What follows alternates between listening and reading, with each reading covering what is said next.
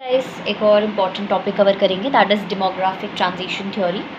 बहुत बहुत बहुत important exam point of view से सिंपली समझेंगे बिना भाषा को शुगर कोट किए। Demographic transition theory, you know the word demography is something related to population, ऐसा ही कुछ है। इसमें हम समझते हैं, मान लीजिए सबसे पहले आप मुझे पूछेंगे what is the relevance of the demographic transition theory, why we should read about it. So what they are saying कि अगर आपको किसी भी जगह की, मान लो मैंने ए प्लेस आपको बताई, अगर आपको ए प्लेस की पॉपुलेशन को डिस्क्राइब करना है या उसकी फ्यूचर पॉपुलेशन को प्रिडिक्ट करना है कि कितनी पॉपुलेशन होगी, आपकी पॉपुलेशन बढ़ेगी घटेगी, क्या होगा, उस चीज़ को समझने के लिए बहुत ज़्यादा इंपॉर्टेंट है आप डेमोग्राफिक ट्रांजिशन थ्योरी को समझें। डेमोग्राफिक ट्रांजिशन थ्योरी हमें ये चीज़ समझाती है कि एक सोसाइटी जब इलिटरेट होती है तो किस तरह से, जब वो ट्रांजिशन लेती है to a literate educated society, तो किस तरह से उनकी पॉपुलेशन में चेंज आता है। You will get to know कि पॉपुलेशन का जो ग्रोथ है वो रिड्यूस होती है, आपको नज़र आती है। ये बेसिकली डेमोग्राफिक ट्रांजिशन थ्योरी, और ये बेसिकली डिफरेंट साइकिल्स या डिफरेंट स्टेजेस पर आती है। साइकिल्स कहना तो वर्ड इज़ नॉट रेलिवेंट है, बट ये डिफरेंट स्टेजेस पर होता है, जिसको कि हम डेमोग्राफिक साइकिल बोलते हैं। इसके एक डायग्राम है जो कि क्लास 12th NCERT में दे रखी है, विच इज़ वेरी इंपॉर्टेंट, जिसको हमें ड्रॉ करना चाहिए। बेसिकली वो क्या समझाता है कि फर्स्ट स्टेज में क्या होता है, हाई फर्टिलिटी रेट होता है and high mortality rate. Now what is fertility rate? Fertility rate is the birth rate and mortality rate is the death rate. अब फर्टिलिटी रेट जो है वो बहुत ज़्यादा होता है, डेथ रेट भी बहुत ज़्यादा होता है। Now you will ask me why death rate is so high. Death rate इसलिए हाई होता है क्योंकि उस टाइम पे अच्छी सैनिटेशन नहीं है, अच्छी मेडिकल फैसिलिटीज़ नहीं है, जिसकी वजह से जो लाइफ एक्सपेक्टेंसी है वो बहुत ज़्यादा लो है, लोग बहुत छोटी छोटी एजेस में मर जाते थे। और बर्थ रेट इसलिए हाई है क्योंकि पॉपुलेशन, क्योंकि बहुत सारे लोग मर रहे हैं तो उस चीज़ को कॉम्पनसेट हमको करना है, that is why birth rate was very high.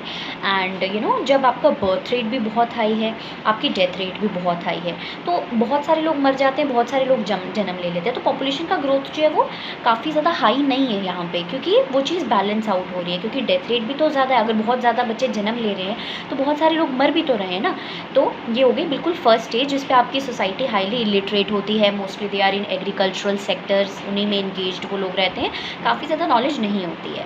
अब जो सेकंड स्टेज है, इसमें बेसिकली क्या होता है कि शुरू में जो बर्थ रेट है वो काफ़ी हाई रहता है, लेकिन वो ग्रेजुअली धीरे धीरे जो है वो कम होने लग जाता है और डेथ रेट रिड्यूस हो जाता है। Now you will ask me why death rate will reduce, क्योंकि इस टाइम पे अच्छी sanitation and medical facilities introduce हो जाती हैं, जिसकी वजह से लोगों को जब अच्छी चीज़ें मिलती हैं तो उनकी लाइफ एक्सपेक्टेंसी बढ़ जाती है। तो यहाँ पर आप देखोगे कि जो पॉपुलेशन का ग्रोथ है वो हाई है। क्यों हाई है? क्योंकि जो आपकी लाइफ एक्सपेक्टेंसी है वो भी बढ़ गई है, ठीक है।